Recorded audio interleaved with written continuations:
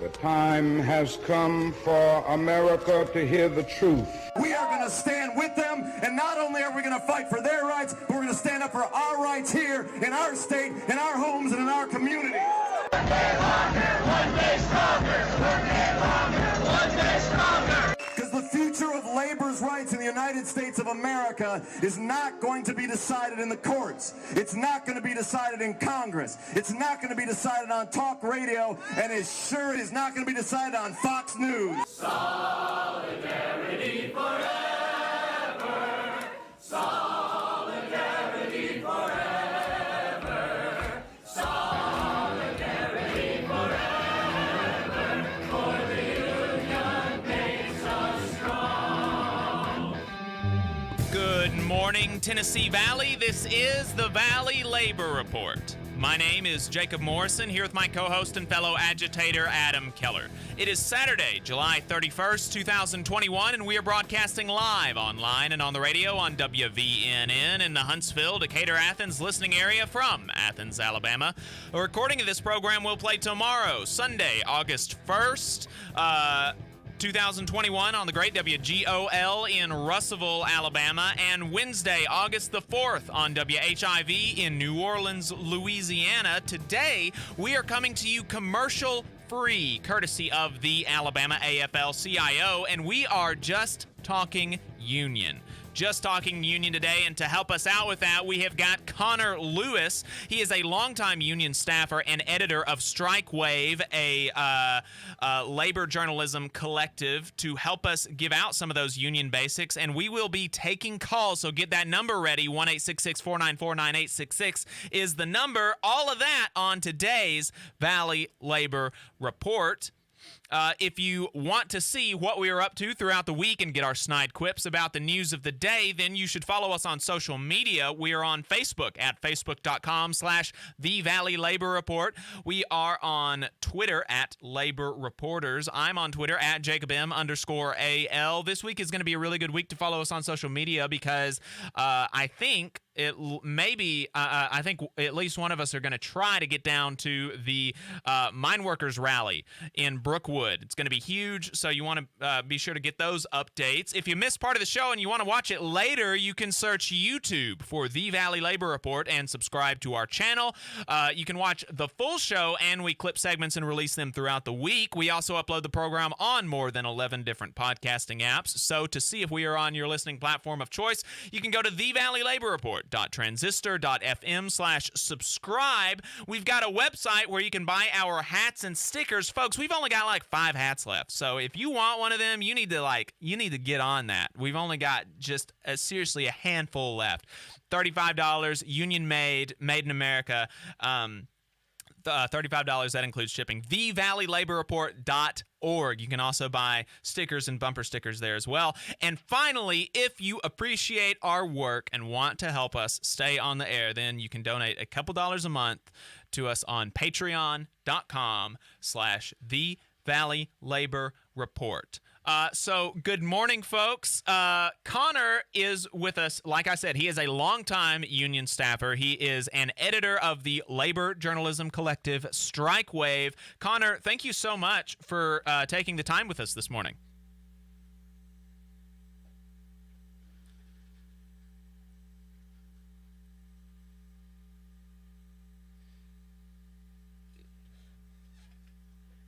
Is he... Is the microphone on the... Yeah. Oh, you just didn't have mic 3 up? No, mic 3's on. Mic 3 is on? Yes, it is. And he's not muted. He's not muted. Go to... Look at our mic and make sure it's USB audio device. No, on the Zoom.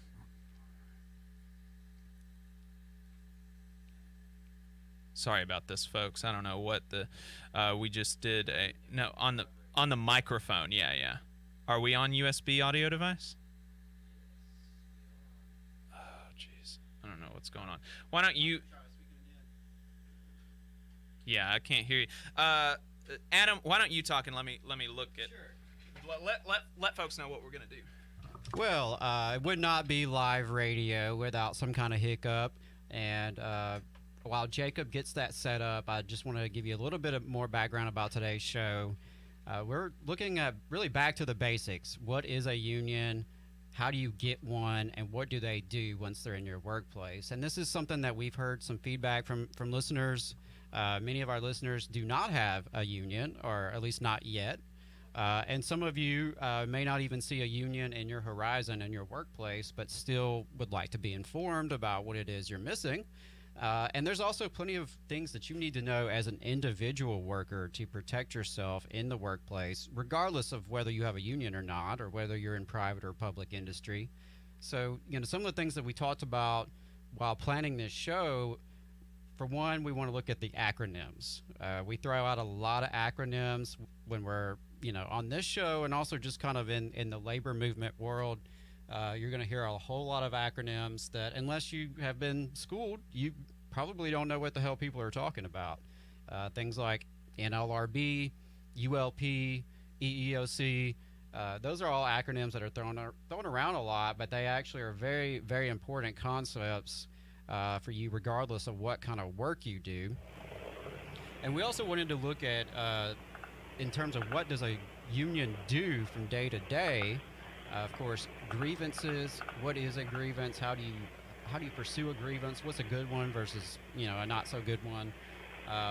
One of the other concepts that you may have heard on this show or elsewhere is wine garden. Can you all hear me now? All right, I think we got Connor. I did hear Connor. I think it's me. So, I'm excited to have Connor Lewis on. Big fan of his work, both as an organizer and as a writer for Strikewave. So thank you again to everyone for just bearing with us. Quick reminder that this is a labor of love. Neither Jacob or I have any formal training or education. We figure this stuff out on the fly, as you can probably tell. So thank you for your patience. So, Connor, thanks for your patience, and thanks for joining us this morning. I appreciate it. Yeah, fantastic. Thank you for having me on. I appreciate it. This is exciting. Yeah, I'm really looking forward to it. I've been looking forward to today's episode basically all week. So, I want to start off with Connor.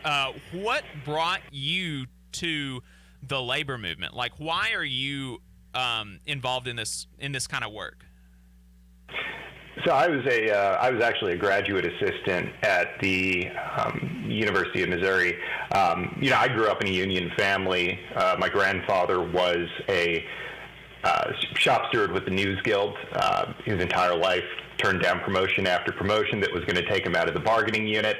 And my dad worked his way through college as a Teamster with Western Union, and my mom was a NTU chapter vice president when she retired. So I grew up in a union family, but I never really thought that a union was going to be something that I was going to see, or that would impact my life directly. And I worked a lot of bad jobs when I was in college and when I was younger that really could have used one. And when I was a graduate assistant back in 2015, the University of Missouri basically took away our health insurance subsidy with 24 hours notice before the plan year ended. So we went from having fully subsidized health care to no subsidy. It was just pay yourself. And yeah, I mean, for a lot of folks, that was really catastrophic. For me, I could have tried to get on my wife's plan. She worked for the state of Missouri through the open enrollment, but I had friends that were really in a bad position. A good friend of mine, she, from the stress of it, she actually miscarried and then was trying to figure out, can I even go to the hospital because I don't know if I'm going to have health insurance. So it was really an eye-opening moment, I think, for a lot of folks. And then we organized a union in Missouri, which at the time was in the public sector. It was already an open shop state. We organized a union over the 2015-2016 academic year, and I ended up being one of the co-chairs of the organizing committee there. So I ended up in labor just through the work of organizing. We had a crisis, and a union was something that everyone realized very quickly was the only thing that was going to protect us from that kind of thing happening again.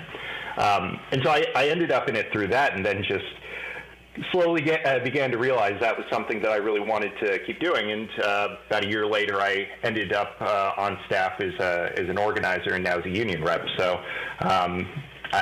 just kind of been a steadily growing commitment from there.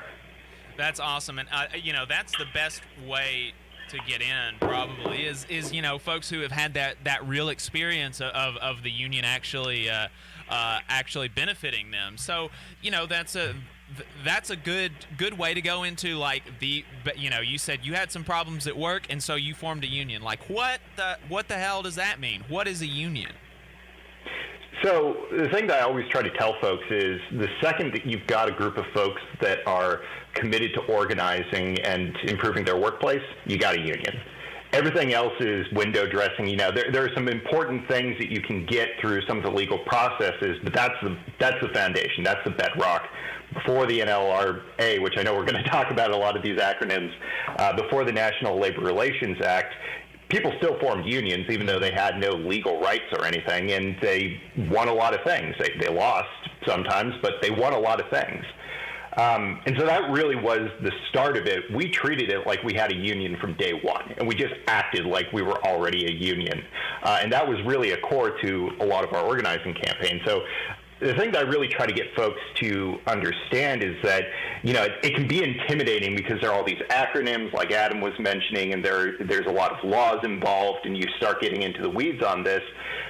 Worry about that later. Start with the bedrock that once you bring together a group of people that are committed to improving your workplace, you've got a union, and you figure out how to do it from there.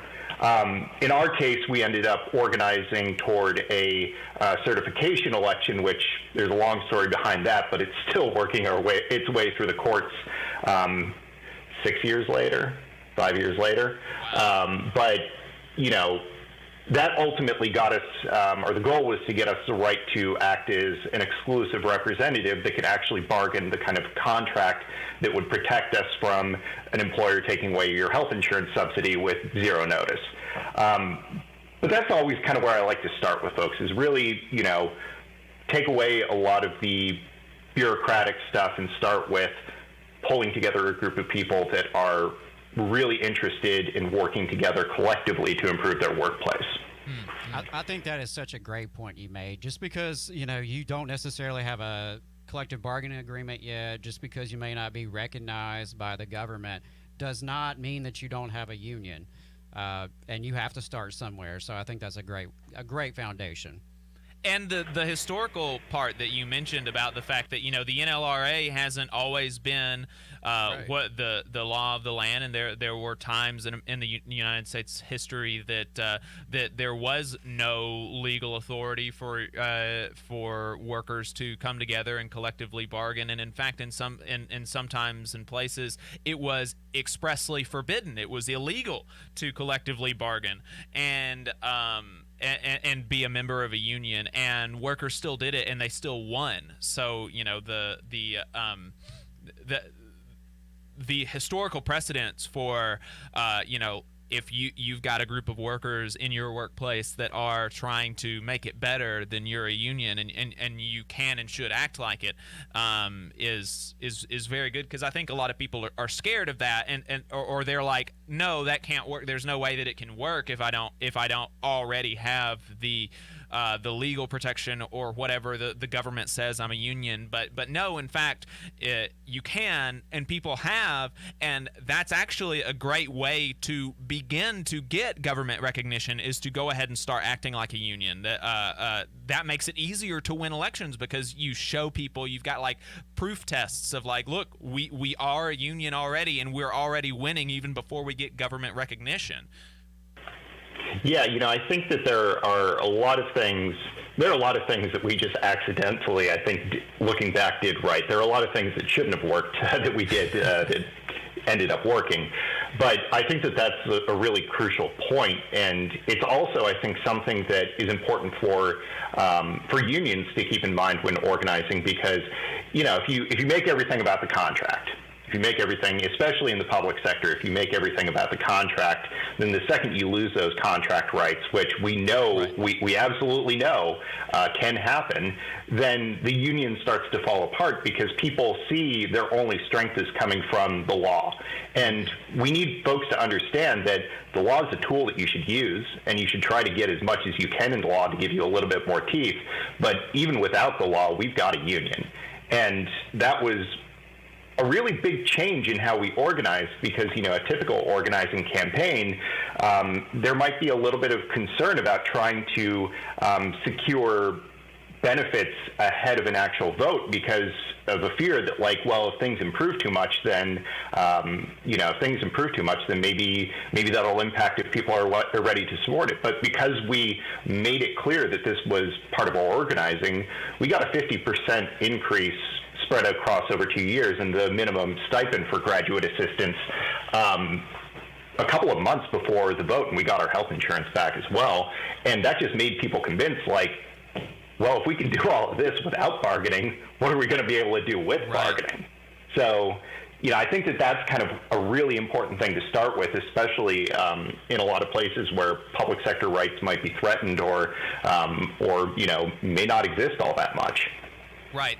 And that's even with even in the past few years, we've seen people, quote unquote, breaking the law, going on, quote unquote, illegal strikes and winning.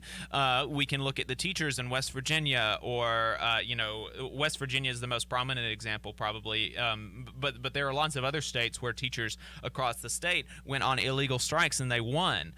You know, and they were not. There wasn't anything that the state could do because they were powerful enough and they were able to, you know, to exert the power that they had as workers to win for their students and for themselves and for their communities.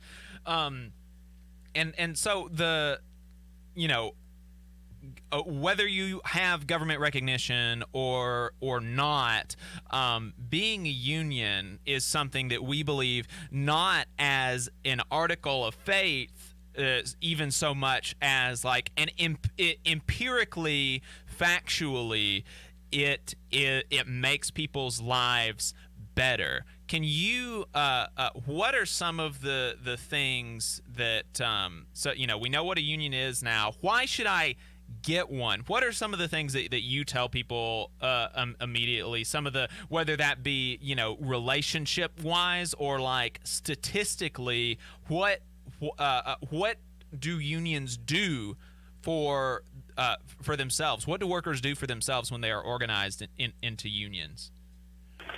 So, you know, I think that actually the experience of the average worker over the past year and a half really does show a lot of what the value of unions really can be. When the pandemic first started, unions were on the front lines of doing a lot of things to ensure that workers were safe, or that if, you know, furloughs or slowdowns in production were occurring, that workers were protected, had recall rights, would be able to go back to their jobs. And I think that that's really, you know, over the past year and a half, a lot of stuff has happened to the American, you know, average American worker. And unions have been able to help workers navigate a lot of those crises a lot better than non-union workers. And now, as some of the folks, of course, from the beginning, some of the folks never left working in person. And that's an unfortunate reality. And in those situations where they had unions, they were able to at least bargain over, you know, workplace safety, making sure that that workers were safe. But for folks that have been working remotely, now that they're returning to in-person work, they're returning to the office, that's a mandatory subject of bargaining that unions can negotiate over. They can't just be forced back in. That's something that has to actually be negotiated with the union. And so, aside from wages and benefits, which union healthcare is better. I mean, that was a big topic of discussion during the 2020 election, and it is better. I mean, by and large, union health insurance premiums are going to be lower. Coverage is going to be better. The plans are just overall going to be better for union workers and their families. wages are going to be higher, significantly higher in a lot of cases, and the stronger unions are, the better your wage increases are. There's a lot of research showing that even where unions exist, right-to-work laws impact the strength of unions and impact what they can bargain as far as wages. But I think that, like, aside from all of like the tangible kind of like pocketbook concerns, one of the biggest things that you can get from a union is a lot of corporations try to kind of pretend that they kind of try to portray that kind of family atmosphere, that team atmosphere. That was a big thing in Amazon, as you both know very well. The Amazon team, that this is a team environment. That a union is going to get in the way of that team environment. And the reality is that none of that is accurate. None of that is true. And unions actually give you the voice on your job that a lot of corporations and management are really only pretending to give you. Because everyone knows that management is going to do what management is going to do. If they ask you your opinion, they've already made up their minds. That's just window dressing. So unions give you what management is only pretending to give you. And unions can give you a lot of things that management, if it was up to them, don't want to give you. So I think that more than anything is really the union difference. Is ultimately management is going to make a lot of promises. Unions make sure that those promises become a reality. And I think that's the big difference to me. Right, and there were a couple things that I want to highlight and reemphasize that about the companies say that you're family, and the reality is that as soon as you stop being or as soon as they even perceive you as not maybe less than productive, or even an annoyance or a hindrance, maybe even you have a good idea that hurts their pride, right? Just for any reason, maybe they forgot to drink their coffee that morning, they'd get rid of you. The boss would. The profit motive is certainly strong, but we're still humans after all, and a lot of these petty kind of differences you can be fired for in an at-will state, which is just about every state. And I know people in the service industry here that work at some local breweries, and they're at this one particular brewery that I'm thinking of, the best brewer in the that they had. The boss got rid of him because there was just a personality conflict. Like, he was a really good brewer. He was always on time. He always did a great job. He got along with the rest of the crew, but he didn't get along with the boss, and the boss let him go. And so, of course, the family that they try to manufacture, that they try to convince you that they are, is an illusion. But the union family is like, it's real, or it can at least be made to be real much more easily than a family with a kind of hierarchical dictator at the top being the boss. And there was a story that David told me about one of their most recent annual conventions for the machinists. This guy who was a new member, or new-ish, he had been a member for a few years, and the love and solidarity that he had seen from his sisters and brothers in the machinists union, he got up in the convention and talked to, and said how much his union and his brothers and sisters meant to him, and he started tearing up. A grown man, a machinist in Alabama. I mean, these kind of the emotional thing is real, and that is not to be discounted.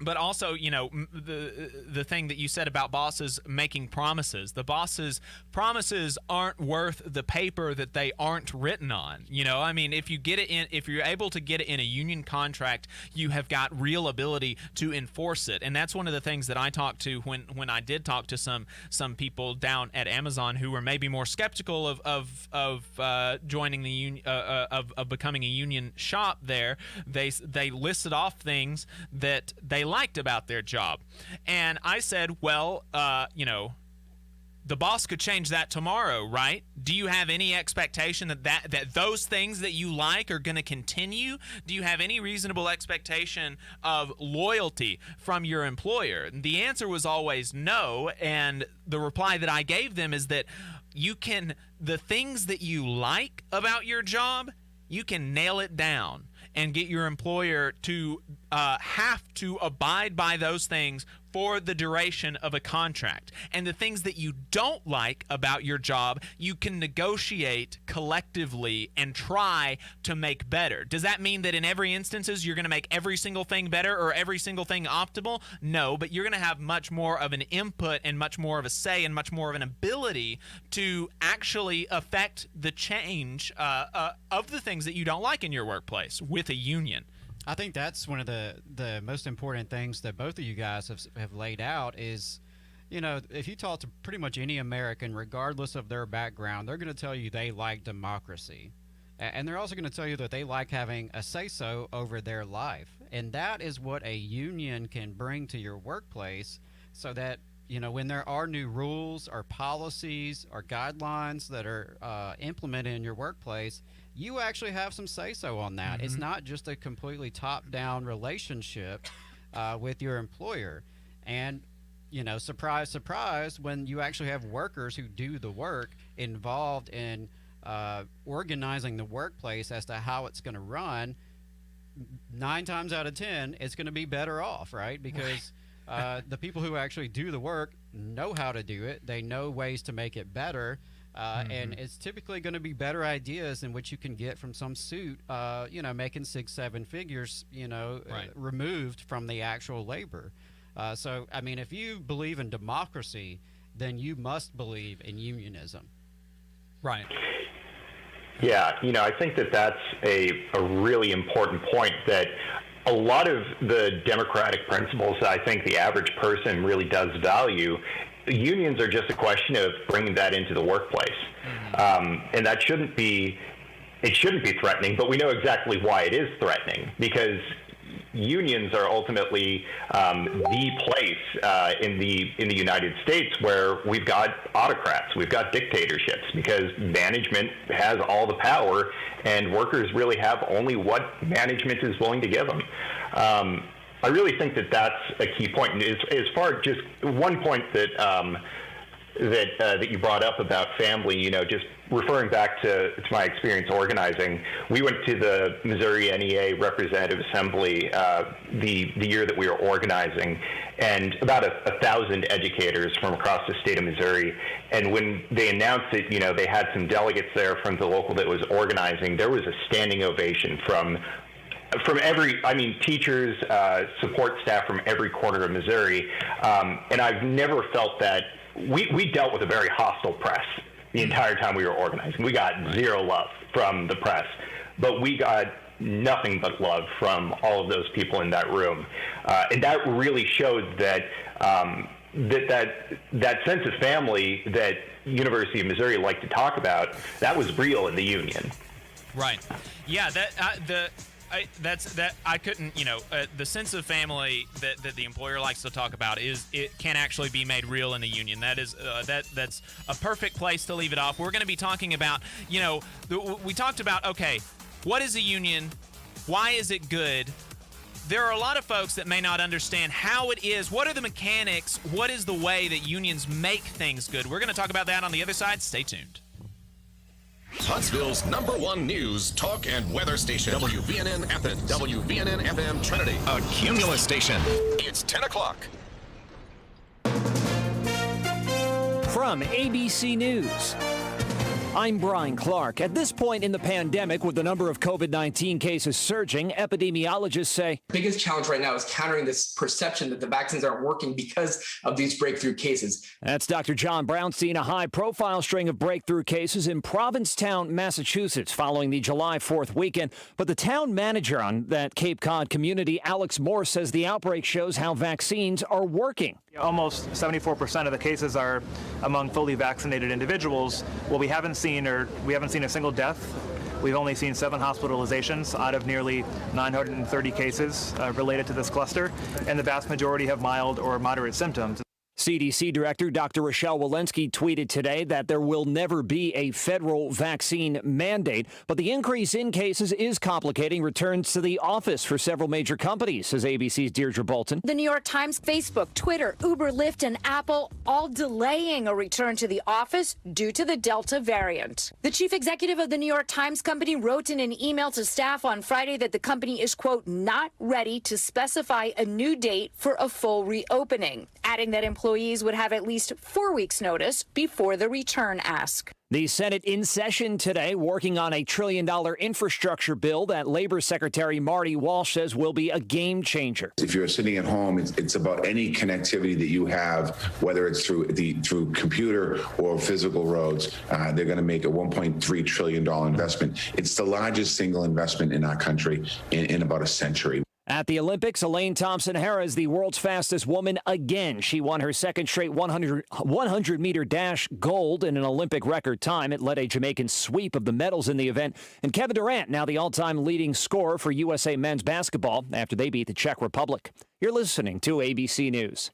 If you have unfiled taxes or are in debt to the IRS, this is important news. The IRS just rolled out a new program to help struggling taxpayers more easily resolve their tax problems. It's called the Taxpayer Relief Initiative, and it opens up powerful new options for people looking to get back on the right track with the IRS. And no one knows this program like the professionals at Optima Tax Relief, America's most trusted tax resolution company. They've resolved over $1 billion in tax debt for their clients and have the expertise and experience to help you. One easy call to Optima can start the process, helping to put an end to your worries of wage garnishment, asset seizure, and other aggressive IRS actions. Make today the beginning of your fresh start with the IRS. Call the experts at Optima Tax Relief now for your free confidential consultation. Call 800-343-6460. 800-343-6460. 800-343-6460. Optima Tax Relief.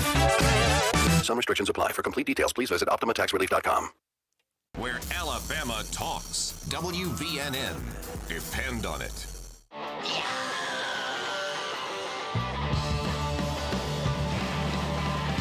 All power to the workers. This is the Valley Labor Report. My name is Jacob Morrison, here with my co-host and fellow agitator Adam Keller on the commercial-free Alabama AFL-CIO Open Line Saturday. The phone number is 1-866-494-9866. Again, that phone number is 1-866-494-9866. If you have a question about unions for myself, for Adam, or for Connor, then holler at us. Or you could tweet us, or you could leave a message in the YouTube chat.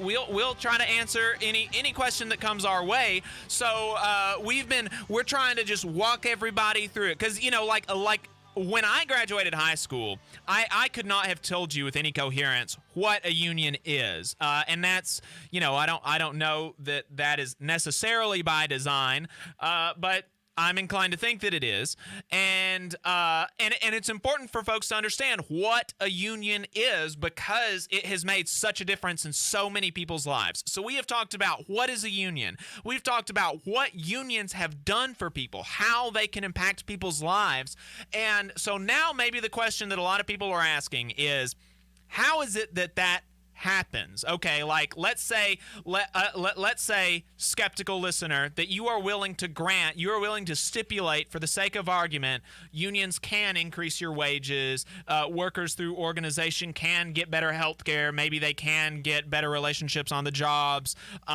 whatever. Connor, how is it that unions do that? What mechanically happens there? Because it's not like magic, right? You don't just go up to your boss and say, we're a union, and then they give you everything. What is it that happens through organization that gets workers wins? So the example that I always like to use, just to kind of focus in on what gets wins, is, and this is something that I talk to workers directly about while working on external organizing campaigns.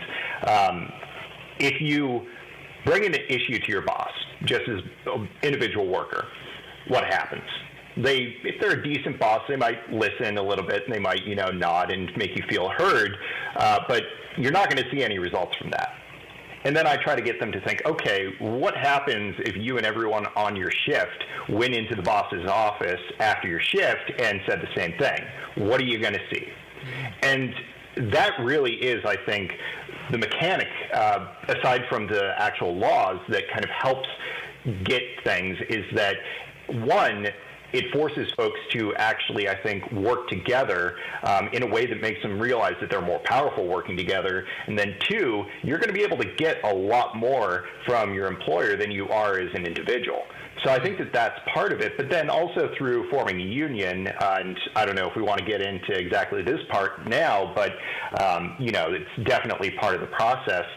There are definitely legal mechanisms that you have as part of a contract to actually, force employers to discuss certain topics with you, or if you have something in writing and the employer violates the contract, you have legal mechanisms to enforce it. So I think that one of the basic things is, by understanding that you have to work together, you actually start to build that kind of connection to your coworkers. It's not just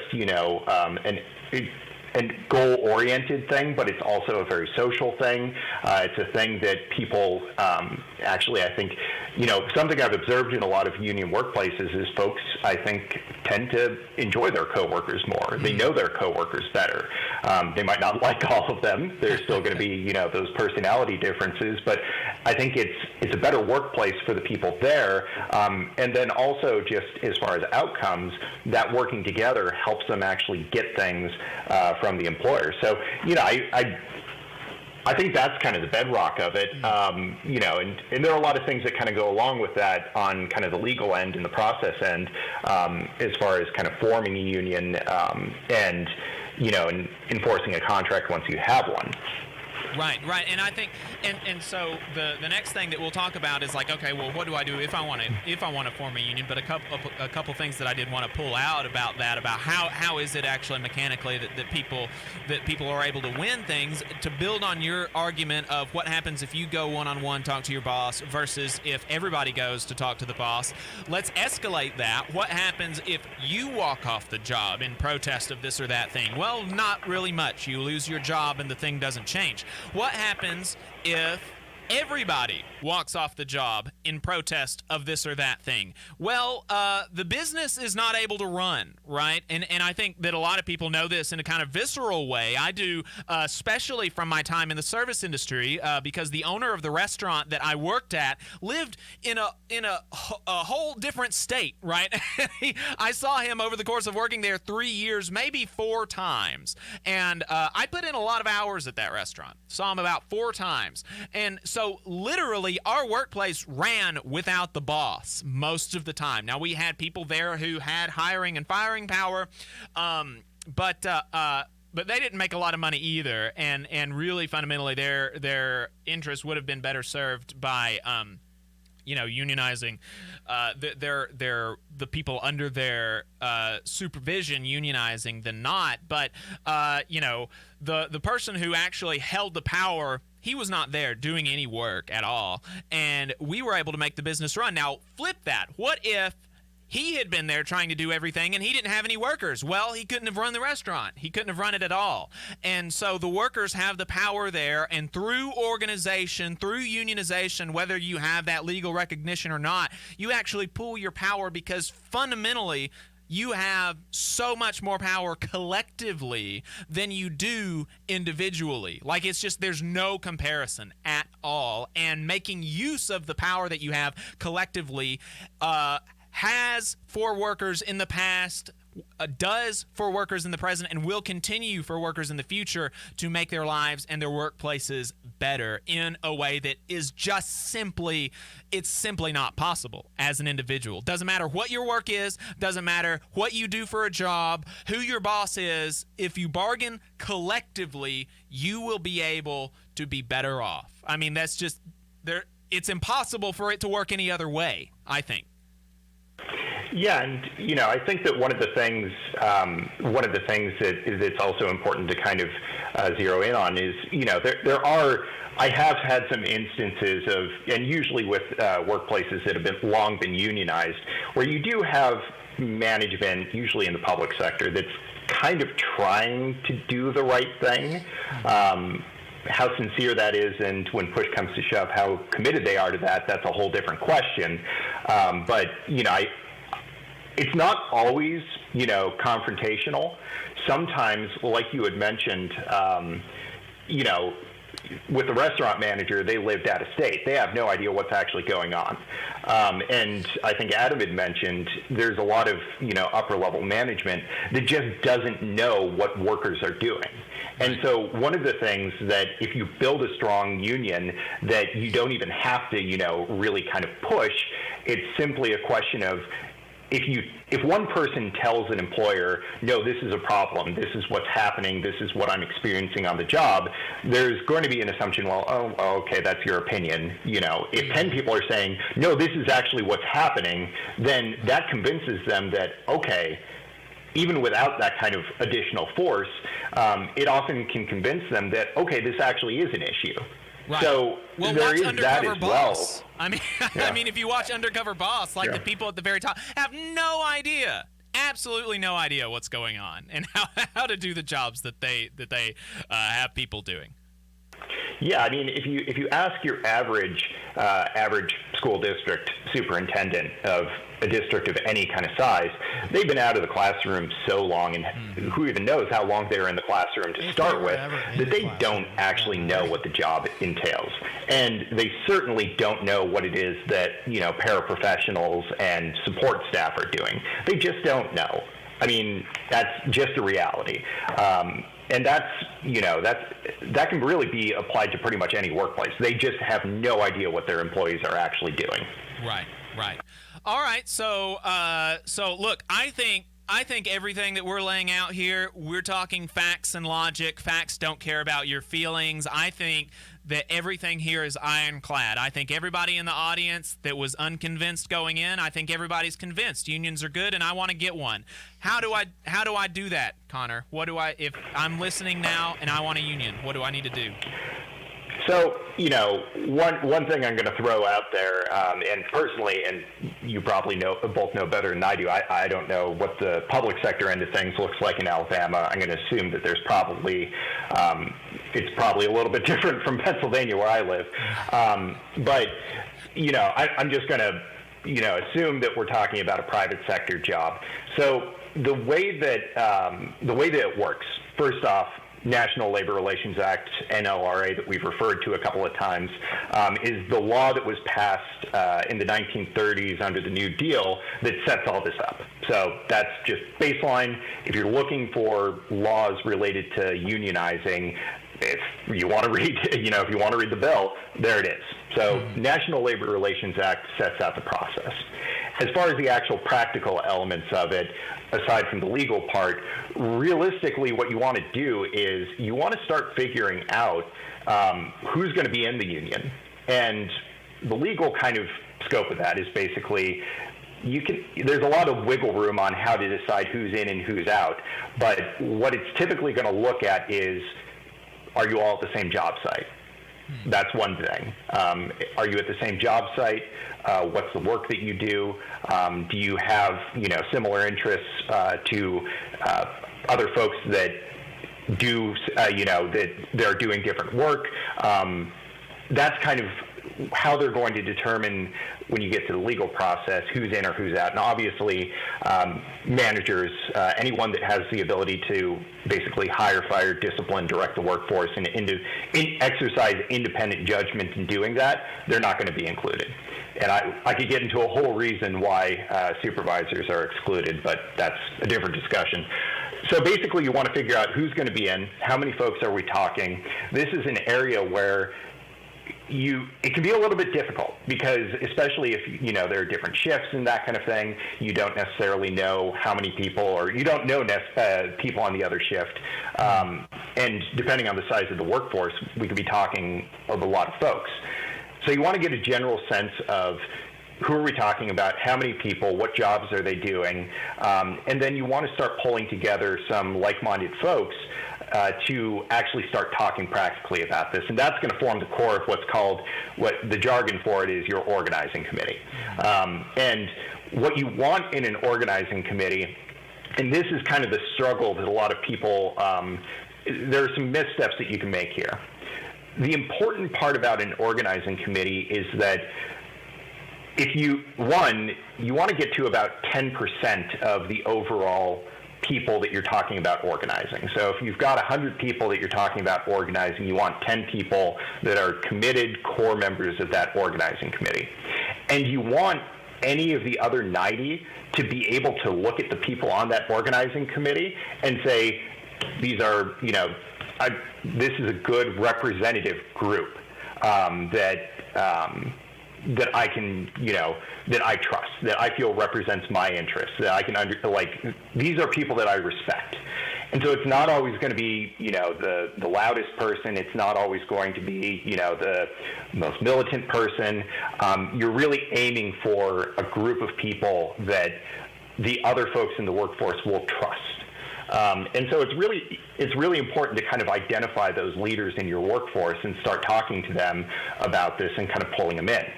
So that's how you basically go about forming an organizing committee in very, very, very, quick terms. The two foundations that I kind of emphasize for folks that are organizing is, one, that representative organizing committee. You want about 10% of the total people that you're talking about organizing, and you want to make sure that folks feel like it's representative of the workforce. The second part is what I had mentioned about figuring out who's in and then getting a list. And this is probably where a lot of campaigns can hit a wall, because it's hard to get a list of all of the people in your workplace. It's hard to just get names, let alone contact information, addresses, that kind of thing. It's hard to figure out how to contact people outside of work. And even though later down the road, employers are obligated to give you a copy of that list, by the time they're legally obligated to give it to you, you needed to already have it. You can't wait for the employer to give it to you. And often they'll give you bad lists. They'll try to make it as inaccurate as possible. And so there are a lot of different ways that you can do this. You can just talk to different people on different shifts and just kind of as a group, build a list of everyone that works there. There are sometimes you can, grab a telephone, emergency contact, kind of like Charter Tree or something like that. Internal directories, if your workplace uses a lot more email. There are different ways that you can do it, but the thing that I emphasize to folks is do what you've got to do to get that list. Think creatively, figure out what you need to do, but you can't do anything without that list. Right. So the organizing committee and the list are your foundations, because you need the folks that are going to be driving the campaign, that are going to be putting in, frankly, a lot of long hours, and you need to know who you're talking to and to be able to have ways to contact them. So this really is it sounds kind of easy on the face of it, just pull together a group of people and get a list. But this is really where a lot of campaigns can hit a wall. And this is really, if you can get through this stage, you're probably in pretty decent shape. So, I mean, that's kind of the foundation. From that point, this may be the point where you start reaching out to a union, because the reality is that workers, especially low-wage workers that might be working multiple jobs, they don't have the time to commit hours and hours and hours and hours to every single aspect of the work. You want to make sure that they're front and center, that they're making the decisions, that they're involved, and that ideally they're the folks that are talking to other workers. But ultimately, there are a lot of resources that staff can provide. And so unions can provide that, and they can also provide expertise, support, and political connections that can help really kind of help you down the road. And so it really depends on what unions are active in your area, what industries they organize in. I don't think that there's a surefire, if you work here, go to this union. But I do kind of tell people the two things that you want to look at are, what are the unions in your area, and what kind of workers do they represent? Do they represent workers in your industry? And one, that shows that they're willing to organize in your industry, and two, it shows that they have some experience in your industry. And so that's a point at which you bring in the union, and then once you start talking to the organizers about your organizing effort, then you can start putting together a plan of, okay, when are we going to start getting something called an authorization card signed? Folks need to sign at least, the law says at least 30% of the proposed bargaining unit needs to sign something called an authorization card saying that they've authorized the union to bargain for them. Realistically, you want to get closer to 70%. Right. Because, one, you don't necessarily know how big the unit is going to be once you start getting into the legal process, and so you want some cushion there. And the second part of it is that once the employer campaign starts, some of that support's going to drop off. And so one of the things that's also important to emphasize here is that in some bad organizing, there are some shortcuts in the conversation that folks are having with their coworkers about the authorization cards. They emphasize, oh, this is just to get an election. That's something I hear all the time. Or they try to kind of sidestep directly asking their coworkers to support the union. And it's really important that when you're having those conversations with those cards, that you're asking people to directly, like, hey, you're going to support the union, you're going to vote yes, you're going to join the union once we have it. Once you've got that showing of, it's called, legal term is a showing of interest, you file with the National Labor Relations Board. And at that point, that's where the legal process kicks in. And there are a couple of decisions that can be made here. You can ask the employer to voluntarily recognize the union. Say, look, we've got cards from X number of people that say that they want a union. We feel that the employer should voluntarily recognize and start bargaining with us right now. Depending on the circumstances, depending on the campaign strategy, this doesn't happen a lot, but it does happen. You've seen it a lot, especially in newspapers.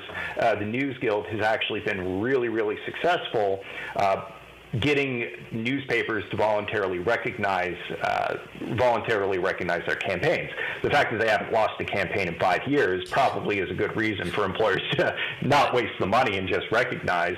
But you know, that is a decision that can be made that sometimes, depending on the workplace, can work. Sometimes employers will voluntarily recognize. What's more likely is that they're not going to do that. They're going to want a NLRB election, and at that point you start getting into a long process with the NLRB, figuring out who's an eligible voter, what's the bargaining unit, et cetera. What's the NLRB, for those that don't know, is the National Labor Relations Board. We mentioned earlier that the legal infrastructure for unionization is set out by the NLRA, the National Labor Relations Act. The NLRA set up the NLRB as the executor of the NLRA. So, you know, all of these things are administered. The election is going to go through the NLRB, and complaints, ULPs are going to go through the NLRB. We'll talk about those maybe here in a bit. Unfair labor practices, you know, things like that are adjudicated through the National Labor Relations Board, and you can think of it kind of like a court system, right? So, yeah, it's not going to get into this, but it's a really weird part of American, kind of like the American legal system, because it is basically a court. Like it is. It basically is a court. It has sole jurisdiction over enforcing and interpreting the National Labor Relations Act. And it's the only aspect of really American law where you've got this like tiny niche little court that's got total control over, you know, this one aspect of law, though you can appeal their decisions to federal courts and that kind of thing. So, so it'll go through the NLRB. There's going to be a lot of back and forth at that level, but ultimately what's going to happen is they're going to set an election, and what happens at that election is that 50% plus one of the voters, not the total proposed employees, of the voters, which is how every election in the country works, that determines what the outcome is. And I will say that, if most union votes that go to a vote, unions win. Mm-hmm. It's over 50%. The difficulty is getting to that point. And so this sounds really straightforward, and there's so much that, there are so many campaigns that never get to that point. But if you do get to a vote, chances are that you're probably in pretty good shape. Because, again, unions usually do win those elections, not uniformly, and it differs, where the election is and what industry, but unions usually win. So this is all, how the process is supposed to work. This is how it's all kind of laid out. And as you guys know, and I'm sure some of the listeners know, once the employer gets involved, which is the second that you file for the election and it becomes public, there is so much that happens that either messes up the process or is they're either pushing right up to what they can do under the law or just trampling right over it. I saw a statistic, I think it was by the Economic Policy Institute, that showed that in at least 42% of union elections, employers break the law.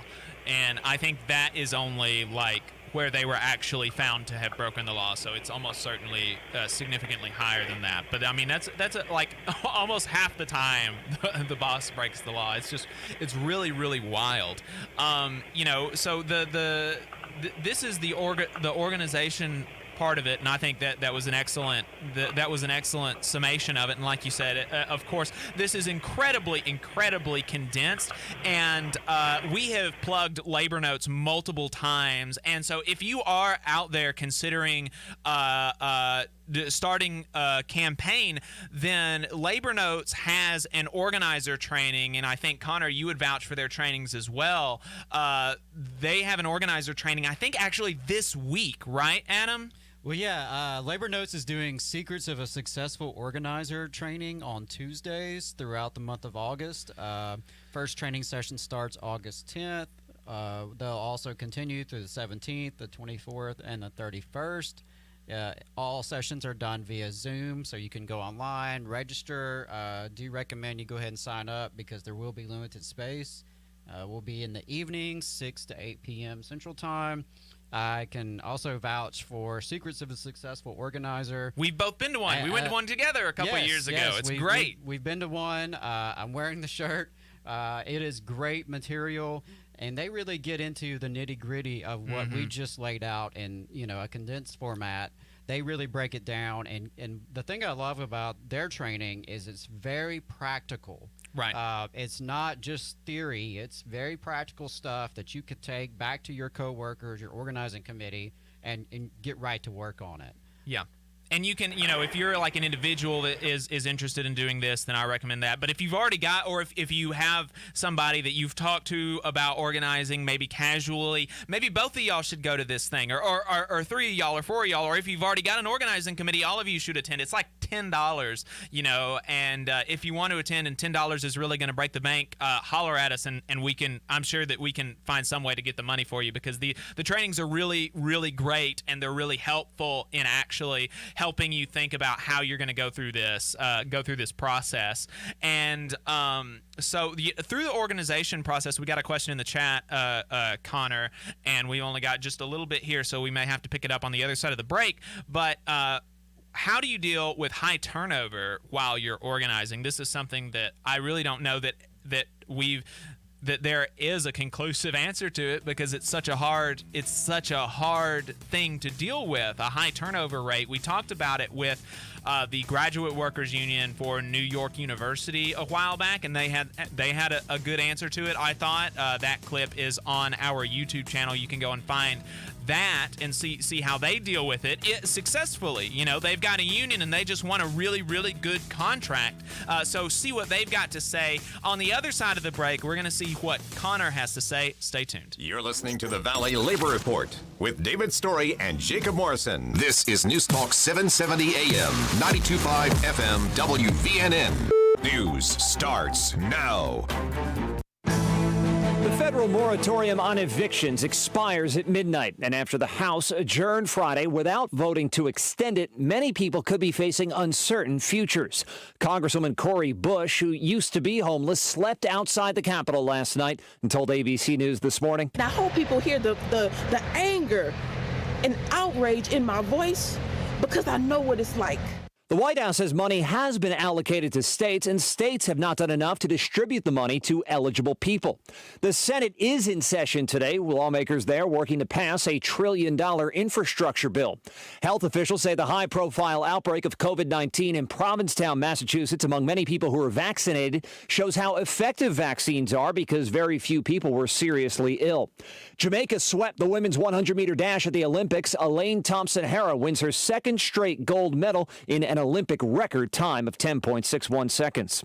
Brian Clark, ABC News. WVNN. Depend on it. Try to add it up. You count the principal J-Rig, add it up. You count the fires, try to add it up. You count the principal J-Rig, add it up. You count the Labor creates all wealth. All wealth should go to labor. This is the Valley Labor Report. My name is Jacob Morrison, here with my co-host Adam Keller. We are joined by Connor Lewis, a longtime union staffer and editor of the labor journalism collective Strikewave. They have a fundraiser going on the month of July. Connor, have y'all met your goal yet? Your stretch goal? We're just a couple $100 short. We're pretty close to it, but not quite there. So if you like what you've been hearing from Connor, and you have the ability to donate to their fundraiser, I'd recommend doing it. They have some excellent pieces. I think, what's the website? The website is thestrikewave.com. thestrikewave.com. Make sure y'all go to that. They've got some really good pieces. There is this crazy story, and maybe when we've come to kind of a good, like in the next couple of months, whenever we come to a resolution or a good stopping point in this story, you can come on and talk to us about that. But there's this crazy story out in California, this 100,000 member local, the SEIU Local 1000. I mean, it's bonkers, the stuff happening there, and you can read about it on the Strikewave. Got some really fantastic original reporting on that. It's a great thing. It's a great thing. You should support it.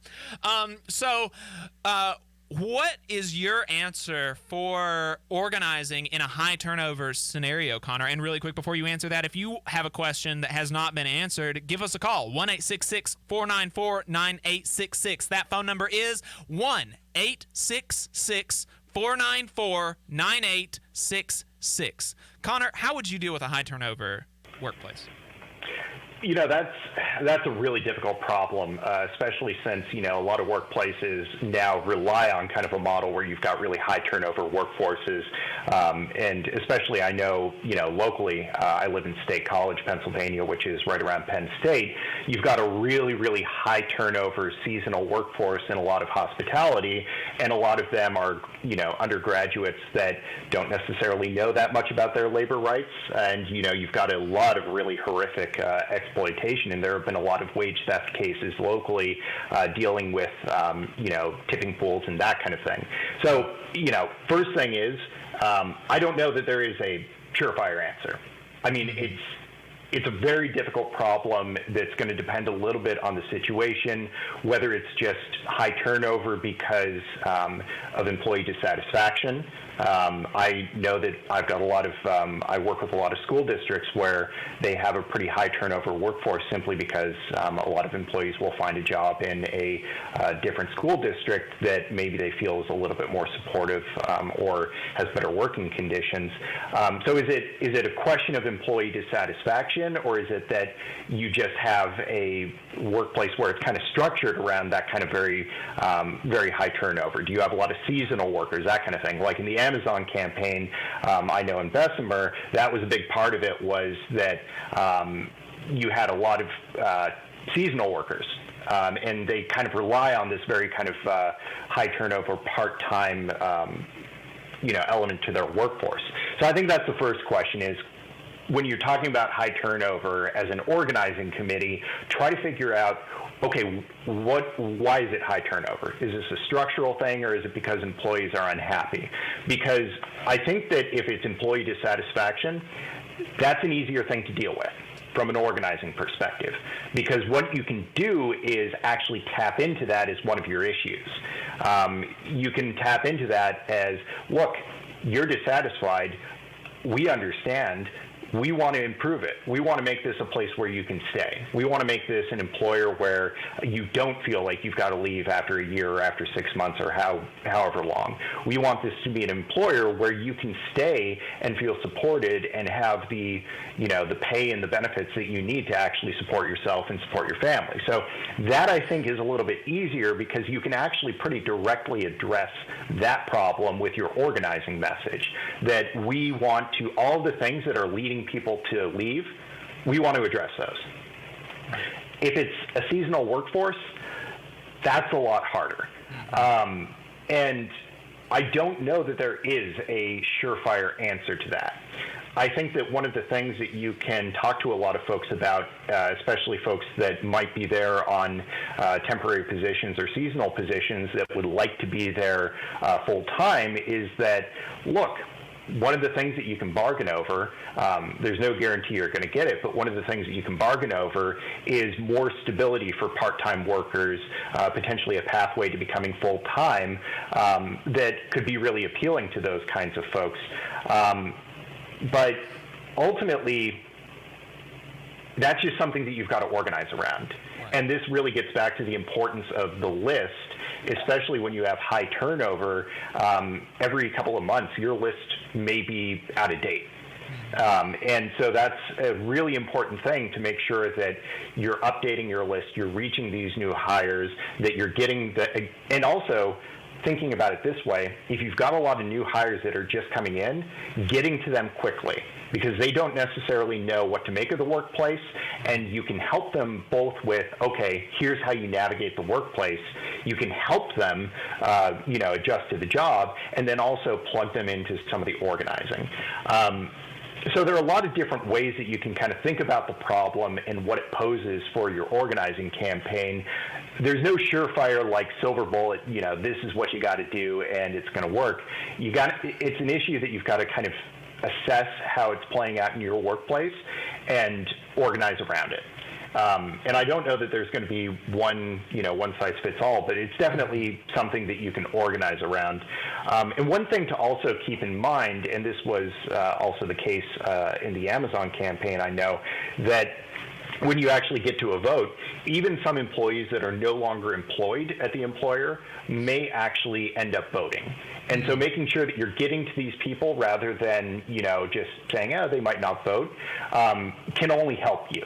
It's difficult, especially when you're talking about a huge pool of people, but it's an essential part of the organizing. Now, that's kind of on the front end. When you're getting to some of the issues that you face with, like, a high turnover, structurally high turnover workforce like graduate assistants, where no matter what you do, it doesn't matter what you do, every 2 to 5 years, you're going to have almost a complete changeover in everyone that's part of your bargaining unit. It's a challenge, but it's also a challenge that forces graduate employee unions to do something that's really important, which is continually organize. They constantly have to organize just to stay afloat, which actually makes them stronger as a union long term. So I think that I've talked to myself in a circle. I think there is a silver bullet: organizing. I mean, that is always the silver bullet. So, yeah, I mean, there are a lot of different ways to think about the problem and to address the problem, but I think that ultimately it comes down to, it's an organizing problem, and you can organize around it. There we go. So we've got our answer for that. Here's something. This is kind of a unions 101 thing, or a workers' rights 101 thing, that a lot of people, even in unions, actually, they don't really know what it means. Right to work and at-will employment. A lot of people think they mean the same thing. Or I've actually had some people say that they think that right to work means that unions are illegal in a state. Now, this is not to, like, understate the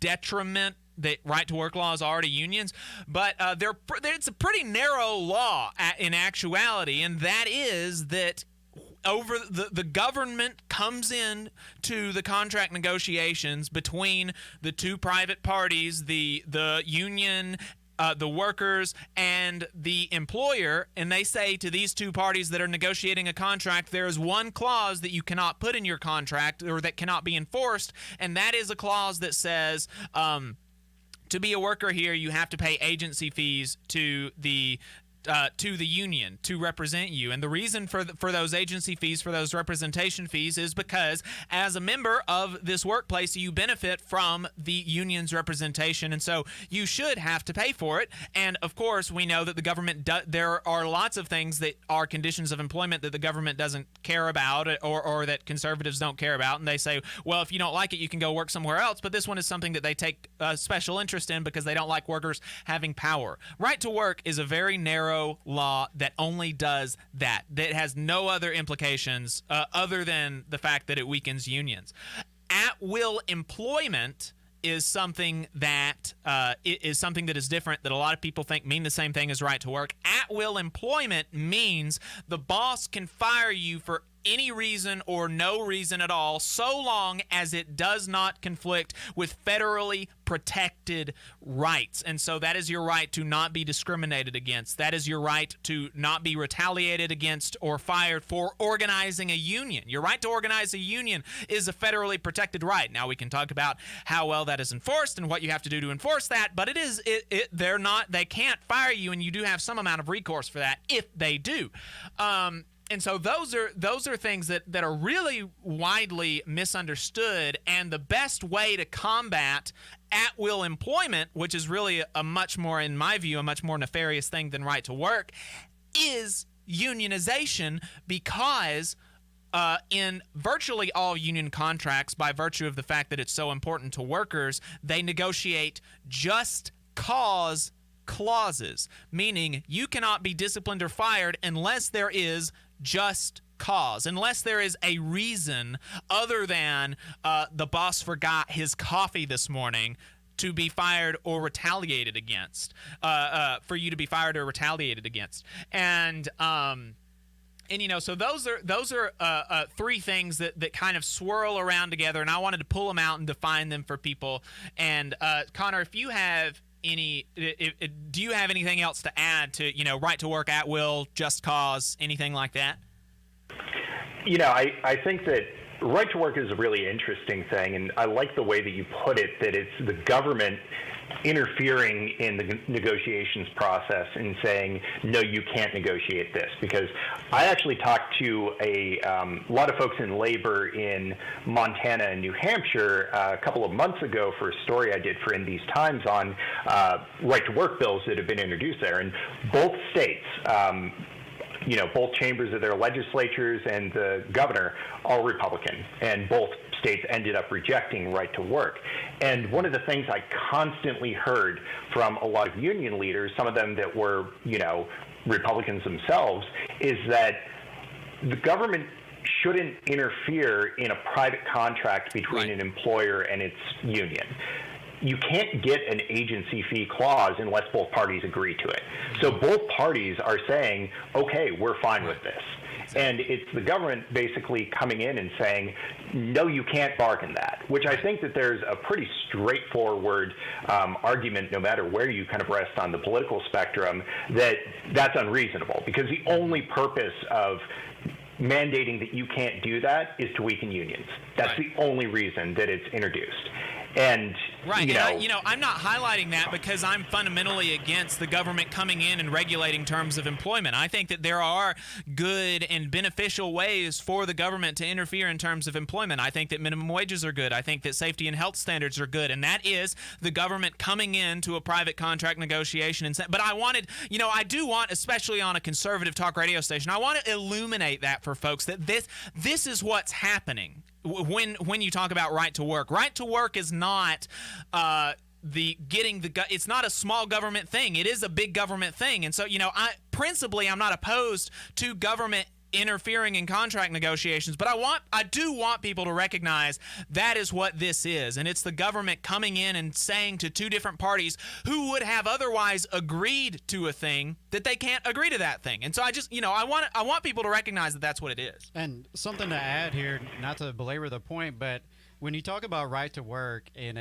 you're in a unionized workplace, what you're essentially having is the right to freeload. Yes. Which again is kind of like a hot button thing for many conservatives. But if you're in a unionized workplace that has a collective bargaining agreement, that union is going to have to represent you in some form or fashion, both through the benefits and pay scales and conditions secured through the contract, and depending on the situation, even individual grievances and disciplinary hearings. Regardless of your membership status. So, ironically, the folks who are pushing right to work are in effect pushing a right to freeload off the work and resources that are invested by the union. I love that name, right to work. It's very dystopian. You would think right to work, okay, that means I have the right to a job, right? So that's a federal job guarantee, maybe. I would be all about that, but that's sadly that's not what it is. But Jacob and Connor, I really appreciate y'all, explaining that, because it is very commonly misunderstood.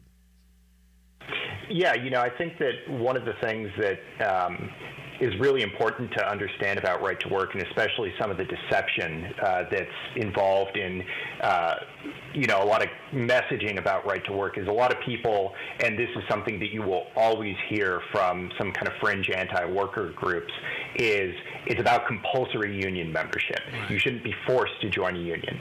And compulsory union membership doesn't exist. It hasn't existed in the United States for a long time. And agency fees don't force you to be a member of the union. Agency fees just mean that you're paying for the representational costs that you're getting. They can't force you to be a card-carrying member of, UAW or whatever. But you should have to pay for the benefits that you're receiving from having a UAW negotiated contract. So they're not even talking honestly about what it is that it does, because compulsory union membership, it sounds really coercive and yada, yada, yada. That hasn't existed for decades. That's just not a thing. I mean, it has. There's Supreme Court cases on this as well. So, a lot of the talking points that folks hear about right to work, pretty much all of, the pro right to work talking points are all distortions. They're all lies. And I mean, the name itself is clearly a distortion. Yeah, I saw somewhere that when it was first being bandied about, there was a union person who said we ought to call it right to wreck, and I don't know why that didn't catch on. I think that is really that would be a much better word for it, and it seems like it seems like anti-worker forces are so much better at just deciding I'm not going to call a thing what it's called, and then just going with that, and everybody understands what they mean. But if I said right to wreck laws, like, people, even pro-worker forces, wouldn't really, that it would take them a minute to kind of connect the dots on that, which is unfortunate. Let's kind of tease out a bit more about Just Cause, because there was a video that we did several months ago about New York City's law that passed, New York City's ordinance or law or whatever, that passed Just Cause for fast food employees. And so that basically put a benefit of a union contract into the law for all fast food employees in New York City. And somebody had said in the comments section saying, this is ridiculous. There's an assumption here that restaurants fire workers for amusement. No, they fire workers who are not productive enough to justify their salary, even though the restaurant will have to pay to train someone else. That's it. And so now, both of y'all, I have never been a union staffer. Both of y'all have been union staffers. Do owners, do bosses only ever fire workers because they're not because they're not productive enough? Is that true? Is there no need for just cause clauses in contracts? I have dealt with so many, even with just cause, with so many cases where it's personally motivated, or even if it's not personally motivated now, there's stuff in a person's file from 15 years ago that was personally motivated, or in a lot of cases, I've had some instances where it was outright discriminatory. And the benefit of just cause is we were able to fight those. I mean, it's totally divorced, I think, from any worker's experience. I mean, pretty much, I think most workers have had an experience of either themselves having been let go for reasons that weren't justifiable, or someone that they know being let go for reasons that weren't justifiable. Actually, it's not the reality. Is employers, you'll have managers, depending on what job you're working in, that just are in a bad mood, or they just don't like you. Right. It doesn't have anything to do with whether or not you're a good worker. They just don't like you, and they have the power to get rid of you, and it'll make their life easier to not have you there, whether or not you're a good employee. So they're just going to end up firing you. I mean, it's in a lot of ways, that's just such a silly idea that I don't even know what to make of it, because I think the average person knows that isn't true.